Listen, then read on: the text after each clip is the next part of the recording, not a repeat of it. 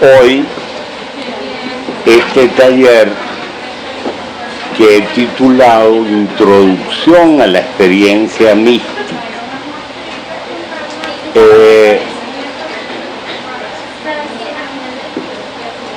Quería empezar con un exhorto a la puntualidad, porque la librería Cálatos la cierran a las 6 de la tarde y se supone que el taller dura hora y media, de modo que estamos casi en el límite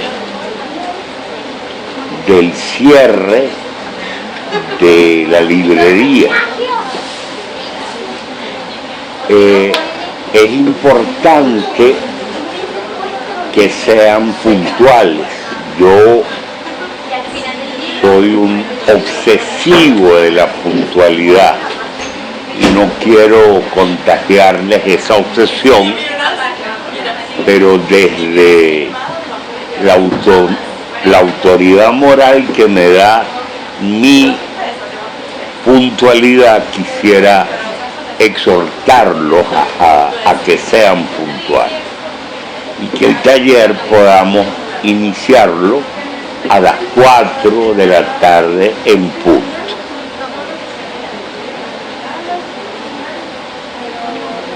Alejandro tuvo la inmensa generosidad de organizar este taller y él les envió el correo con el programa.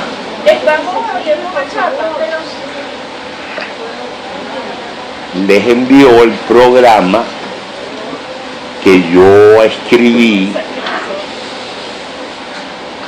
para efectos del taller.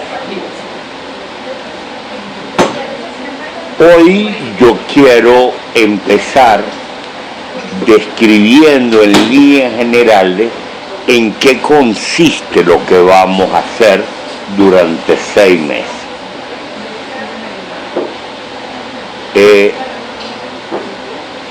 En primer lugar, quiero hablarles acerca de la justificación teórica de dar un taller en Venezuela en este momento sobre la experiencia mística.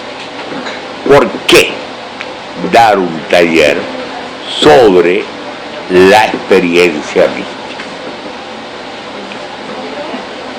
Vivimos un momento civilizatorio que nos expone a una inmensa contaminación visual y auditiva. La publicidad, los medios de comunicación de masas, los estímulos sensoriales de la vida urbana, uno de los grandes mitos de la modernidad, que es la velocidad,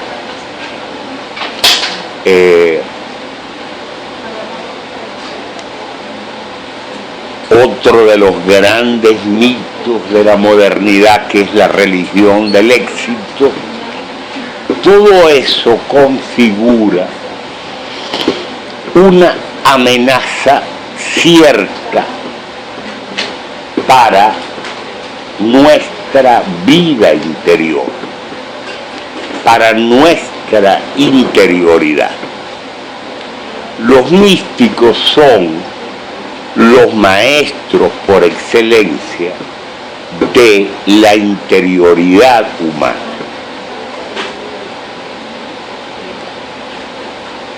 Acercarnos a los místicos significa tomar conciencia de que todos y cada uno de nosotros tenemos una dimensión interior que tenemos que aprender a reconocer, a cultivar y a disfrutar.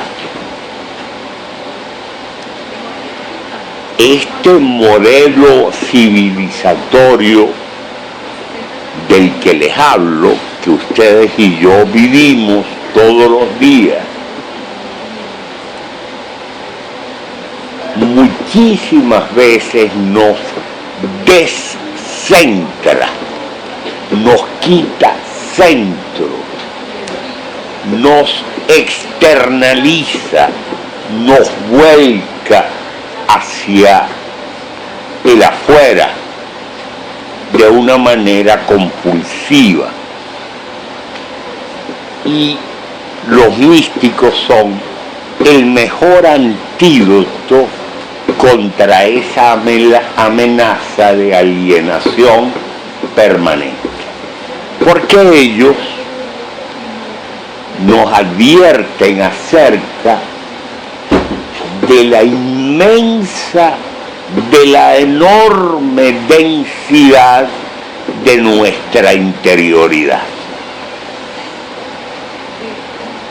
Es en el seno profundo de nuestra interioridad donde palpita nuestro centro psíquico y espiritual. Para no descentrarnos, para regresar a la vivencia de nuestro centro interior, nada mejor que acercarnos a los místicos. Pero hay una segunda justificación para un taller sobre la experiencia mística. Yo quedaría feliz si después de este taller ustedes aumentan su capacidad de atención. Es decir, como fruto de la conexión del hombre con su centro interior,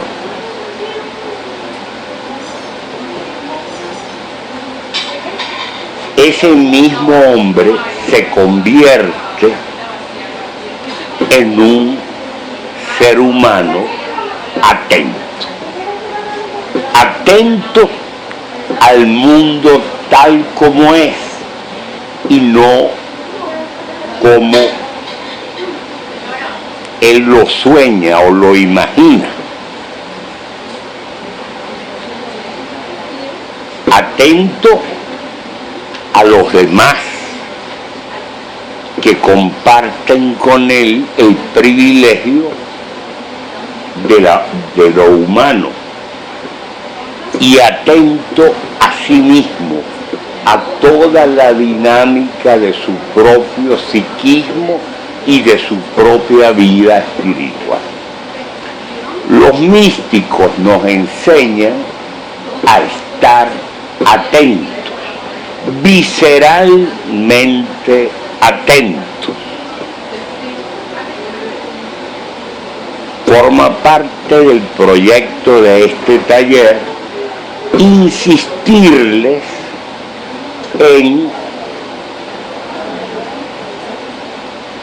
la necesidad de la atención.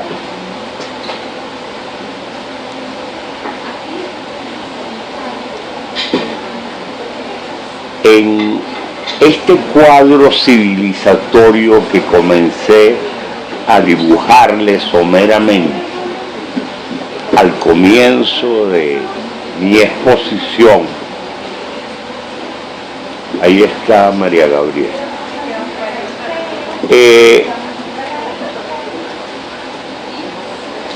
Todo conspira contra la atención. En este cuadro civilizatorio, todo nos impulsa a ser desatentos. ¿Ustedes recuerdan aquel poema breve de Rafael Cadena? Palabras no quiero, solo atención, atención, atención. Repetida 3 veces la palabra como un mantra. Así termina ese breve poema de Cadena. ¿Y por qué el mundo civilizatorio contemporáneo nos impulsa a una desatención compulsiva? La modernidad, al instaurar el predominio del valor de cambio sobre el valor de uso, ha convertido al mundo en una verdadera eidosfera donde los objetos pierden peso específico y concreción para transformarse en meras mercancías intercambiables. El mundo, los objetos, las cosas que nos rodean se han transformado en meras mercancías intercambiables.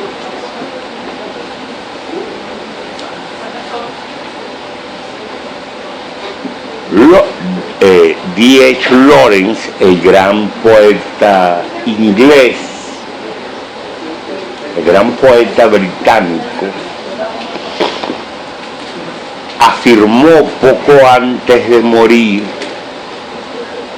ahora no voy a saber citarlo textualmente, pero recuerdo el espíritu de sus palabras. Decía: ya hemos perdido capacidad para reconocer hasta una manzana, porque la manzana se ha convertido en una mercancía y el mundo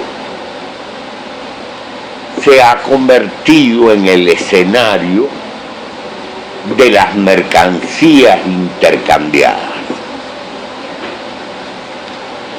Y hay un segundo elemento de la modernidad que nos impulsa a la desatención, y es que todo gira en el mundo moderno en torno a la autonomía de la conciencia individual. Es decir, todo gira en torno a la autoconciencia individual. Y eso implica, eso conlleva que el mundo se convierte en el escenario cada vez más abstracto, cada vez más evaporado, cada vez más evanescente de esa autoconciencia individual. Ni Edipo, ni Antígona, ni Orestes fueron personajes autoconscientes al nivel estentorio y en la medida en que lo fue Hamlet. No es casual que Hamlet sea, con el Quijote, el Don Juan y el Fausto, uno de los 4 mitos que dan cuenta de la espiritualidad del mundo moderno. Entonces, el mundo se convierte primero en un vasto escenario de mercancías intercambiables y en segundo lugar se convierte en el escenario cada vez más evanescente, abstracto y evaporado de la autoconciencia. El mundo concreto, palpitante, que nos rodea, pierde densidad y peso específico.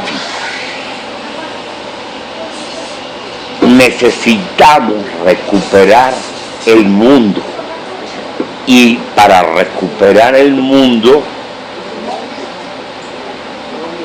debemos empezar por estar atentos a él.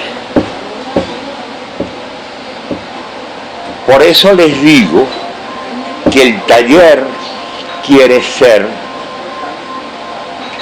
una introducción a la atención sistemática de cada uno de los talleristas ante el mundo, porque me parece que esa es una lección también indispensable de los místicos. Los místicos no solamente nos hablan de la profunda densidad de nuestro mundo interior, nos hablan también de la atención que debemos dispensar a lo que nos rodea y a lo que cada uno de nosotros es dentro de sí mismo. Eso en primer lugar. El taller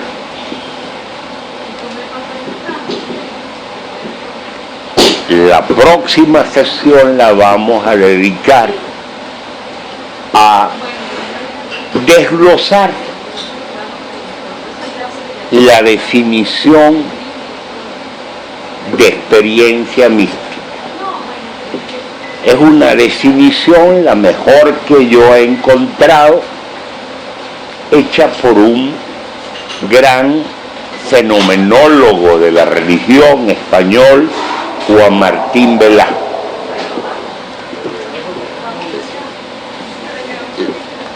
Él define la experiencia mística de esta forma.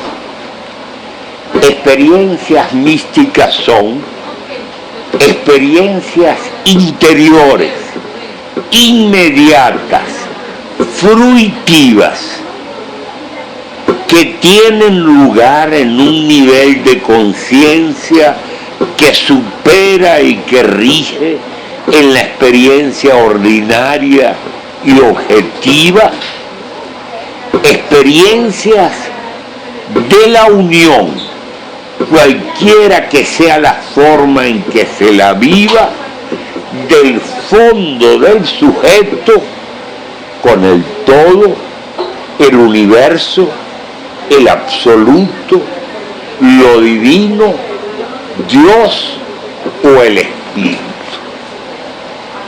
En la próxima sesión vamos a dilucidar los principales conceptos que contiene esta definición, que es la mejor que yo he encontrado acerca de las experiencias místicas.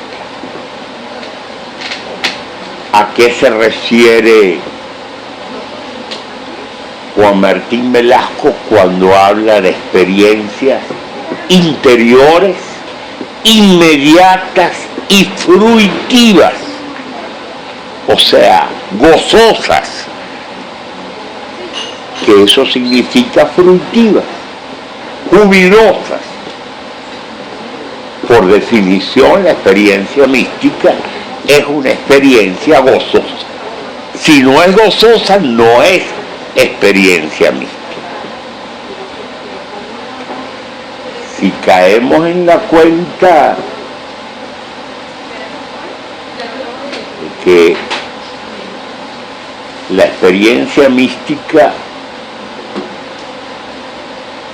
es uno de los estadios superiores de la realización humana, afirmar que la experiencia mística es una experiencia fruitiva nos está diciendo nada más y nada menos que hemos sido creados para el júbilo, que la alegría y el gozo son ontológicamente superiores al dolor y anteriores a él. Y eso nos lleva a pensar en aquello que decía Nietzsche en la canción de la embriaguez de Así hablaba Zaratustra.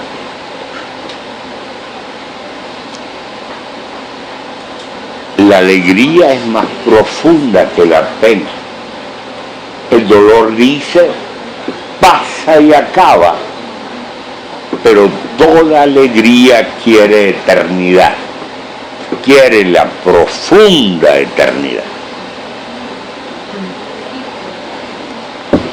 En segundo lugar, la definición de Juan Martín Velasco nos habla de que la experiencia mística comporta, implica una salida de la experiencia ordinaria. La cotidianidad se suspende momentáneamente durante la experiencia mística. El hombre es arrancado momentáneamente de su suelo cotidiano. Y en tercer lugar, a pesar de que Juan Martín Velasco es creyente, es católico, él no reduce la instancia suprema que el hombre experimenta en la experiencia mística. Él dice que es una instancia en la que el hombre entra en comunión con el todo, el universo, el absoluto, lo divino, Dios o el Espíritu. A propósito de esto, yo quiero decirles que a pesar de que yo soy cristiano, practicante, yo no voy a asumir el taller desde un cristianismo militante.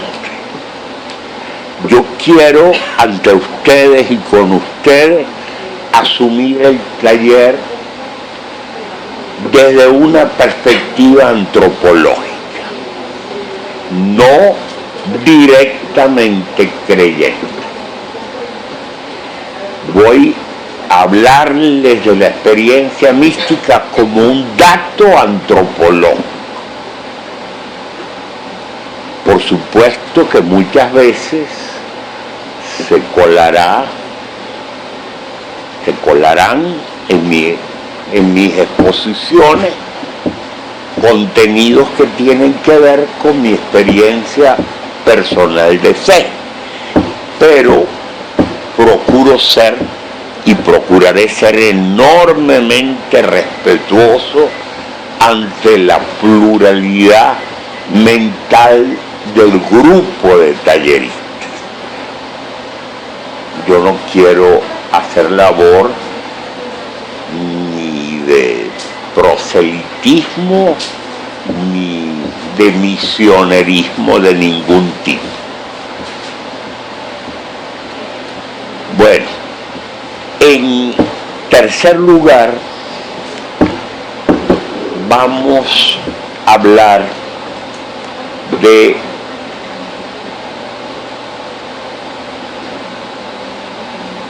las formas que adopta y que ha adoptado la experiencia mística a lo largo de la historia de la cultura. Son básicamente 4. La mística vinculada a las religiones de la naturaleza.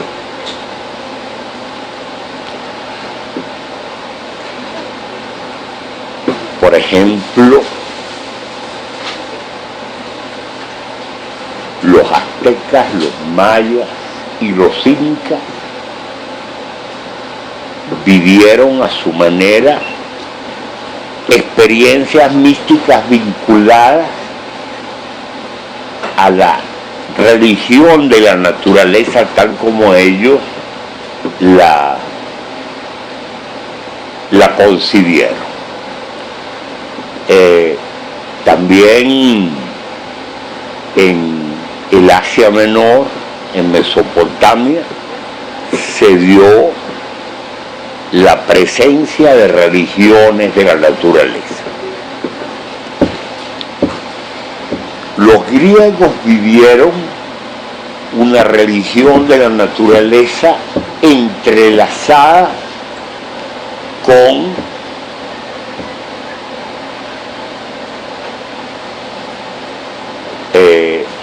lo que podemos llamar una religión psíquica. El panteón, el Olimpo griego, entrelaza elementos de la naturaleza con componentes psíquicos.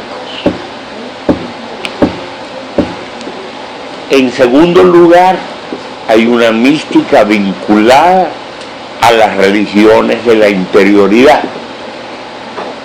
En el taller veremos esta segunda modalidad de mística, enfocándonos en el estudio somero de el taoísmo, el hinduismo y el budismo.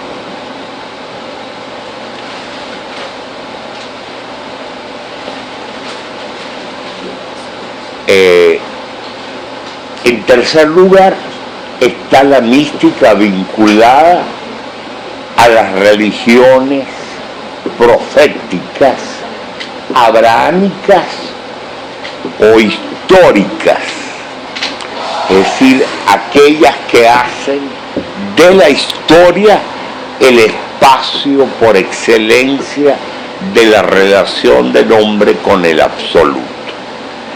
Y son la religión judía, el islam y el cristianismo.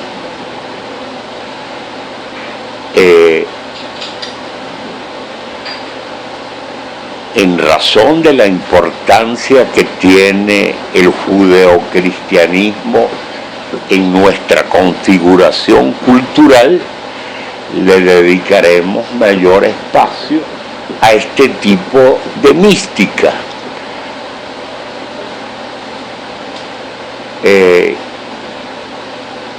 Hay un tipo de religiosidad, de mística vinculada a las religiones de la interioridad, concretamente una modalidad del hinduismo, la llamada religiosidad Bhakti, centrada en un texto religioso importantísimo que es el Bhagavad Gita, que por cierto era el libro de cabecera de Mahatma Gandhi. Y esa forma de religiosidad guarda cierta analogía con la mística judeocristiana, concretamente con la cristiana. En su momento les explicaré por qué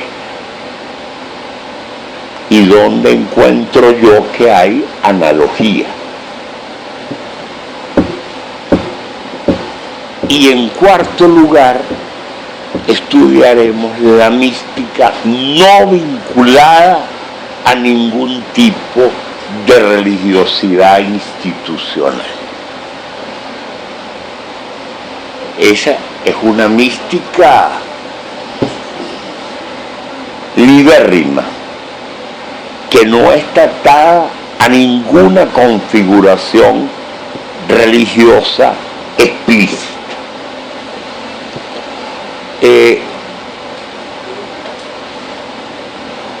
Les leeré testimonios de gente común y corriente y de creadores, de artistas que relatan experiencias místicas no vinculadas a religión institucional alguna. La experiencia mística, amigos y amigas, no es una cosa antigua, no es algo del pasado. La experiencia mística es un hecho contemporáneo.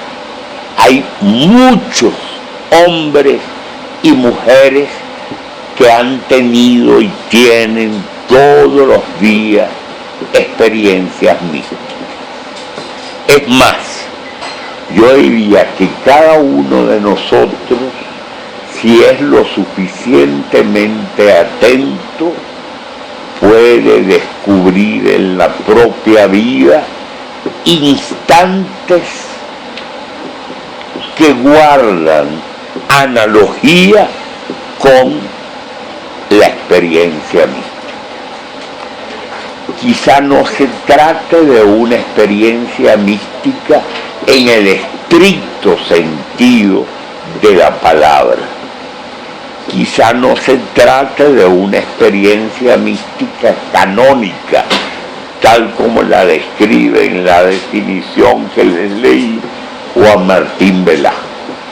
Pero todos hemos vivido momentos de plenitud psíquica, espiritual y existencial que guardan analogía con experiencia mística.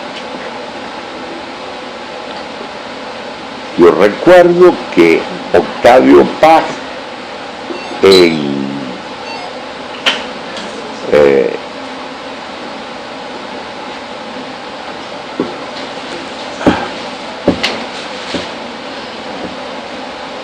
¿cuál es el libro?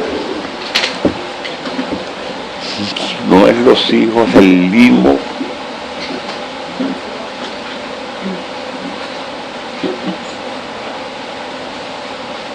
No es El laberinto de la soledad.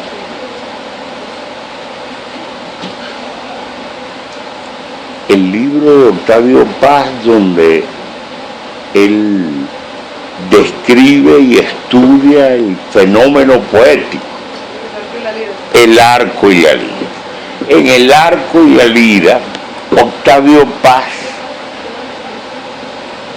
describe, yo lo iba a traer, pero se me quedó el texto.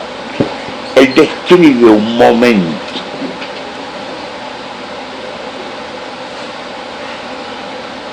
que todos hemos conocido.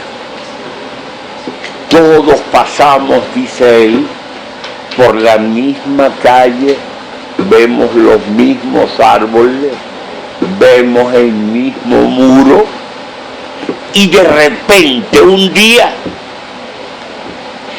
esa calle se transforma. Los árboles parecen distintos, el muro es otro, es como si una venda se hubiera caído de nuestros ojos. Accedemos al mundo con ojos vírgenes, como si lo viéramos por primera vez. Todos hemos vivido de alguna manera ese tipo de experiencia. Y ese es un tipo de experiencia que guarda correspondencia y analogía con la experiencia mística. Entonces nos detendremos a estudiar esa mística libérrima no vinculada a religión institucional alguna. Yo he conocido hombres y mujeres, amigos y amigas, que han conocido, que han vivido experiencias análogamente místicas.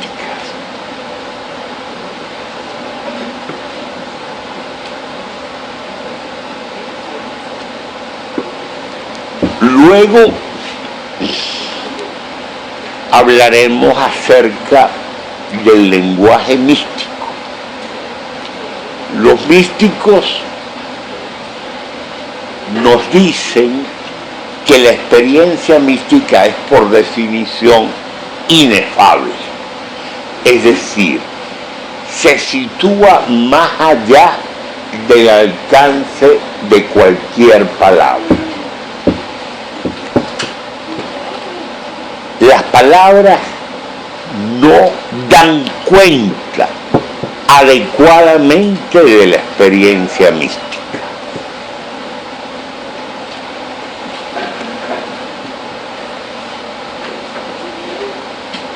Pero da la coincidencia de que muchos místicos han hablado mucho de su propia experiencia mística. ¿Y eso por qué? Porque ellos quieren, a través de su testimonio, acercarnos al incendio existencial que representó en su vida ese tipo de experiencia. Y da también la casualidad que algunos de los grandes místicos de Occidente y de Oriente han sido poetas y han utilizado el instrumento verbal que les proporciona la poesía para aludir a la experiencia mística. Está el caso paradigmático de San Juan de la Cruz, que es uno de los grandes poetas de la lengua española.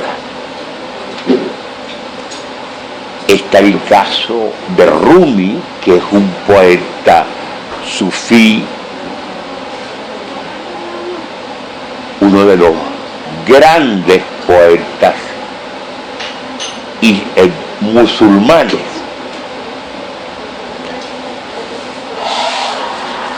Está el autor anónimo del Bhagavad Gita, que es un texto místico enormemente importante y bello. Entonces, nos detendremos a estudiar la analogía entre el lenguaje que da cuenta de la experiencia mística y la poesía.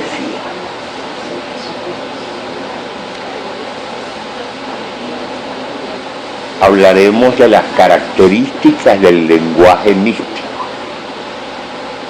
que es un lenguaje, en primer lugar, transgresor, porque rompe la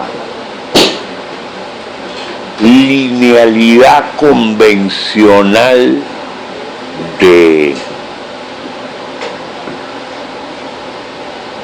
el lenguaje,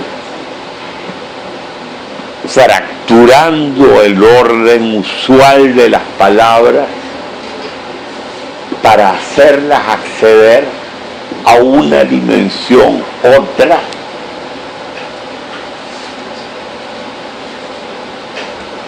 y en esa dimensión puede aparecer un atisbo, un barrunto de lo que la persona sintió en medio de la experiencia mística.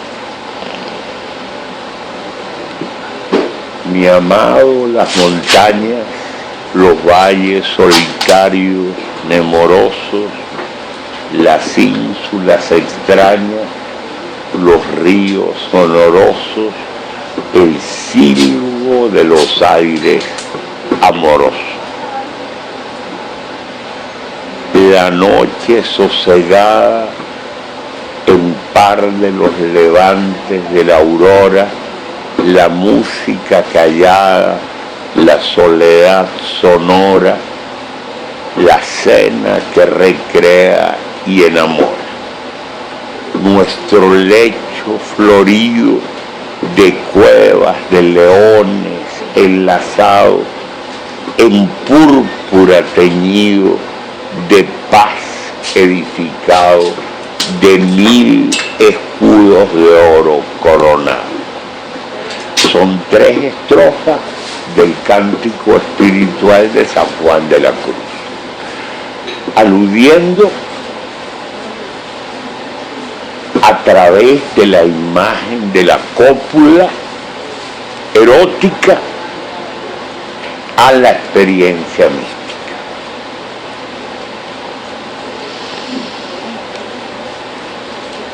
Luego hablaremos de las vías tradicionales para acceder al núcleo de la experiencia mística.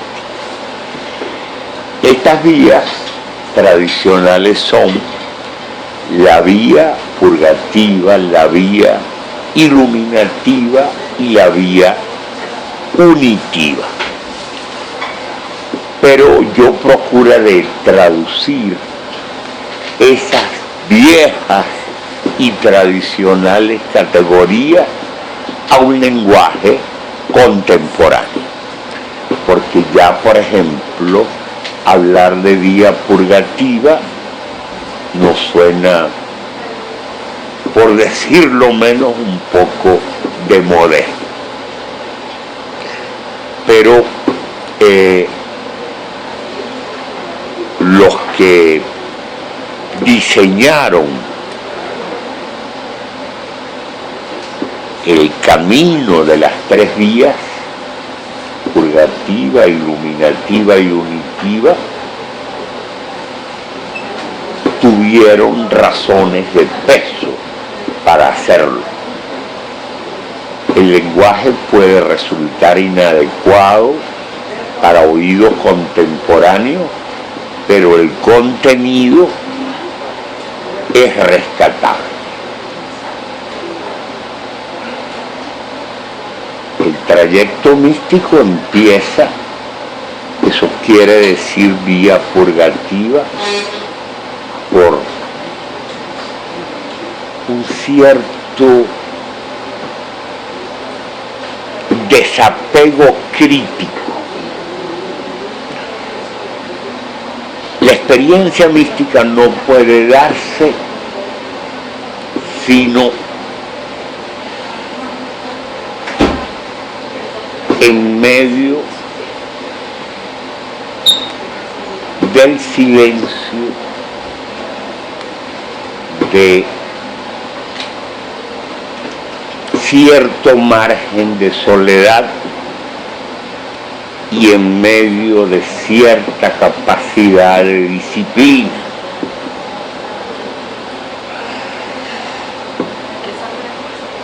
Eso es, en última instancia, lo que quiere decir la vía purgativa. La vía iluminativa, que es el paso siguiente, implica un ensanchamiento de la conciencia. Y la vía unitiva es la etapa última y nuclear de la experiencia mística.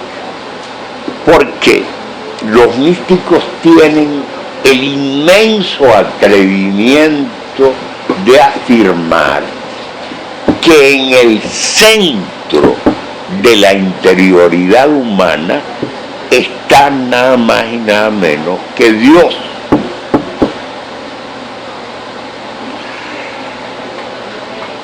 Hablar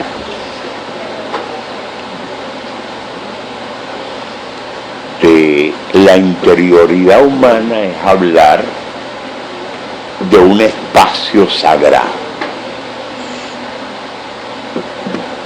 Me olvidaba mencionar que le dedicaremos una sesión entera a estudiar eso que los místicos llaman alma. Alma es una palabra problemática en el mundo contemporáneo. La palabra y la noción de alma se nos ha vuelto muy problemática. Pero si nosotros reivindicamos la noción de alma desprendiéndola de todo dualismo y de cualquier tipo de menosprecio de las realidades materiales, intramundanas,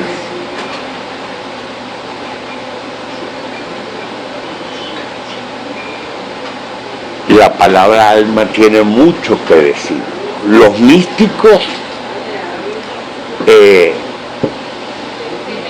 designan ese espacio interior sagrado que hay en todos los seres humanos con la palabra alma.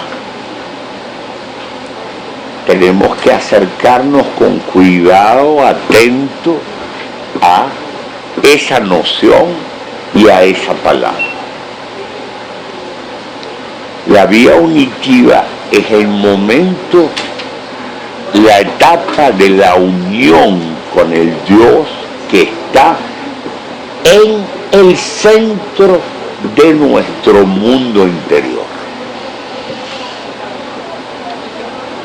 Por último, le dedicaremos las últimas sesiones del taller a un examen somero, porque no habrá más tiempo, de un libro paradigmático de la literatura mística occidental, que es Las Moradas de Teresa de Ávila. Yo les sugiero que vayan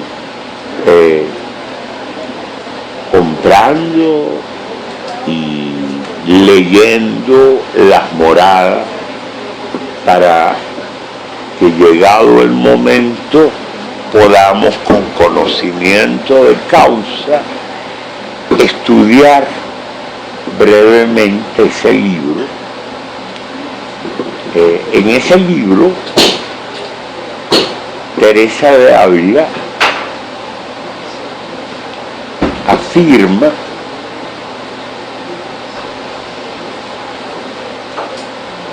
que hay 7 etapas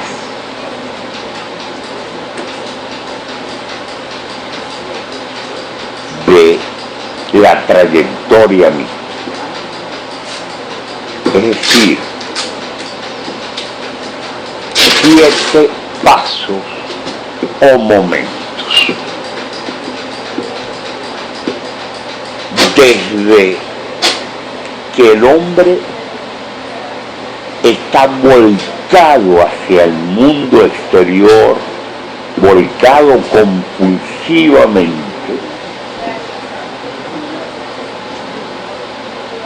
hasta el último paso en que está totalmente centrado y unificado con el Dios que mora en lo profundo de sí mismo. Como que es un camino de progresiva interiorización. ¿Y qué es lo que califica el paso de una etapa a otra? El goce que se experimenta de una etapa a otra. Por eso es que hay estudiosos lacanianos que hablan de la antropología teresiana como una taxonomía del goce, porque es la calidad del gozo que experimenta el sujeto pasando de una morada, de una etapa a otra, lo que dinamiza el trayecto místico. Entonces, al final, tratando de utilizar algunas herramientas de la psicología profunda de Jung, discerniremos el material que nos aportan las moradas de Teresa de Ávila. Bueno, ¿hay alguna pregunta, alguna inquietud, alguna...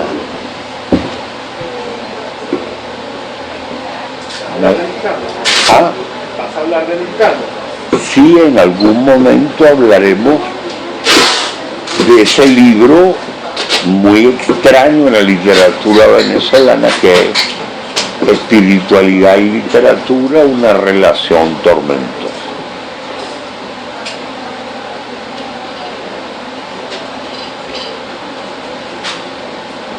Bueno, hay